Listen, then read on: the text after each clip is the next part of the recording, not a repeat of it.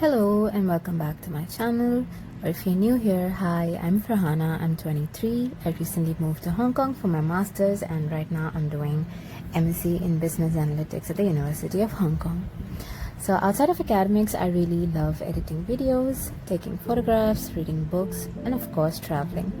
So this channel is where I share little pieces of my life, my journey, and my adventures so that I can connect with people who might be on similar paths.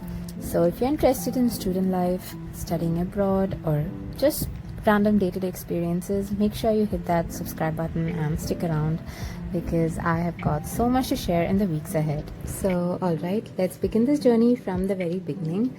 So it all started last year around September when I was applying to universities. So my very first application was to HKU for the MSc in Business Analytics. At the same time, I also applied to a few other universities like LSE for MSc in Behavioral Science, University of Warwick for Behavioral Economics, and Glasgow University for MSc in Behavioral Science. In that, LSE was always a dream, but I didn't get an offer from LSE. But looking back, even the application journey itself was such a huge process. I put in so much effort into it, especially the SOPs like the statements of purpose. That was honestly the most difficult part of the whole application process. Each university had its own requirements, its own focus, so I couldn't just copy paste. I had to sit down, reflect, write, rewrite and polish every single one of them.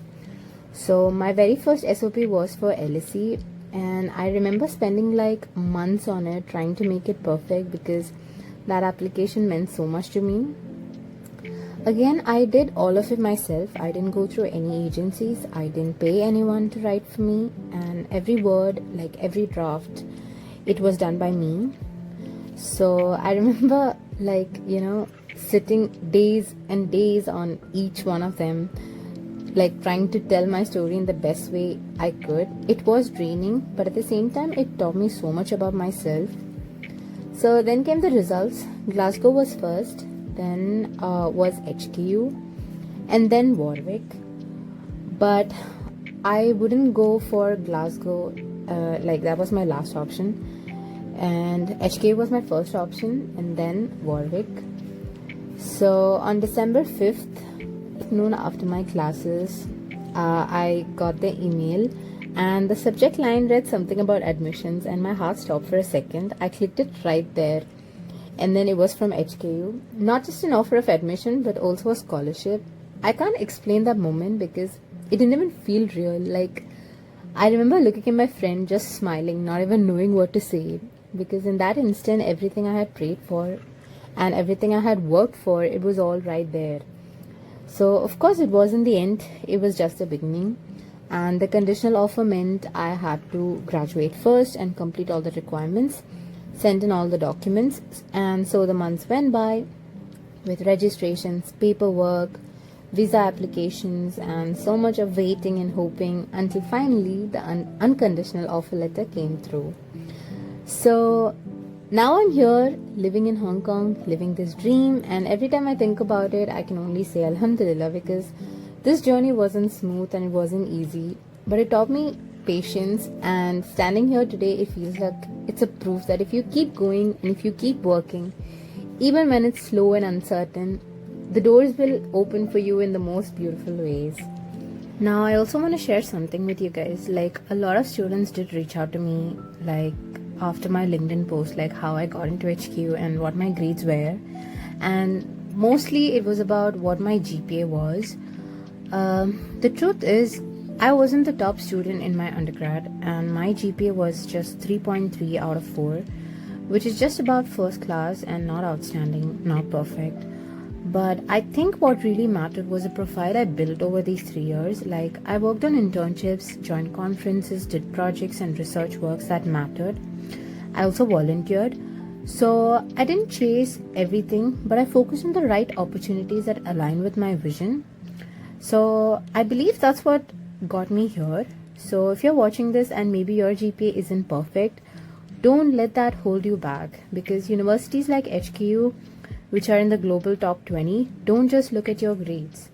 They look at your whole story, your internships, your extracurriculars, your experiences. And you can have a 3.9 GPA and still not get in if you don't have a strong profile. So what matters is building yourself holistically and balancing academics with internships, networking, volunteering, and actually showing your potential. So I hope my journey inspires you and that you don't need to be perfect to reach your dream university. You just need to be consistent, intentional, and determined. Okay, now coming back to my journey. We booked Cathay Pacific for the flight, and honestly, it wasn't the smoothest flight we had. It was just okay and manageable. But the good thing was, it was the only direct option we had, so it just made sense because it saved a lot of time and stress compared to having layovers. So in that way, it was definitely a good choice. And after landing in Hong Kong, the first thing we did was exchange the currency. And then what we did was we bought SIM cards, but we did not buy it from the airport because it was too expensive. We bought it from 7-Eleven, which is super convenient and is literally everywhere here.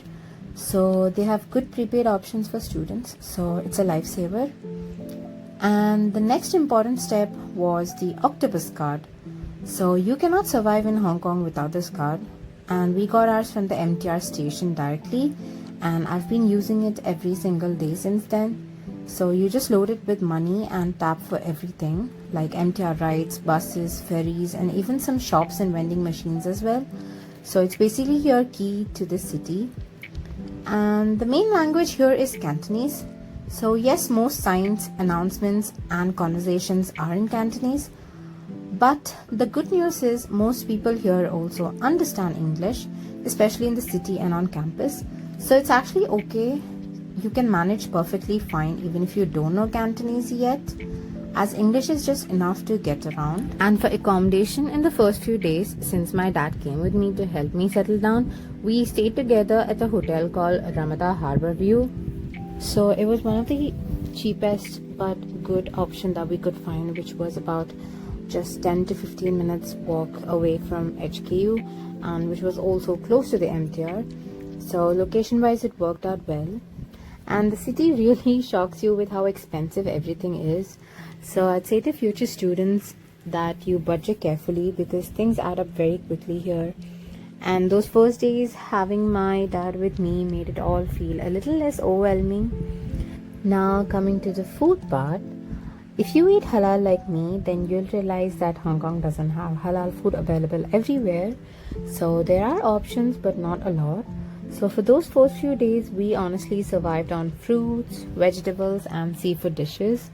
So luckily Hong Kong does have fresh produce everywhere, so we kind of managed. Now this is 7-Eleven. Honestly, it's everywhere here. Like as I said, it's on every street corner, and it's so convenient because you can grab almost anything from here. And especially for students, it feels like a mini survival kit. Like you can go late at night and it's always open. But a little tip here is that if you want things at a cheaper price, don't rely on 7-Eleven. It's super convenient, but it's also a little expensive compared to local supermarkets. So you can find the exact same water bottles, fruits, or instant noodles at places like Welcome, Park and Shop, or even street markets, and they'll be much cheaper. So my hack is 7-Eleven is for when you're on the go or it's late at night. But for proper groceries, always check out the supermarkets. That way you save a lot over time, especially as a student. And then came the big moment, that is visiting HKU for the very first time.